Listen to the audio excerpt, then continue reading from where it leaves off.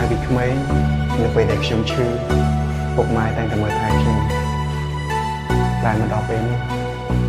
នៅពេលដែលពុកម៉ែឈឺបែរជាខ្ញុំមិនបាននៅក្បែរពុកម៉ែទៅវិញកុំភ្លេចមើលថែសុខភាពផងណាព្រោះកូននៅឆ្ងាយ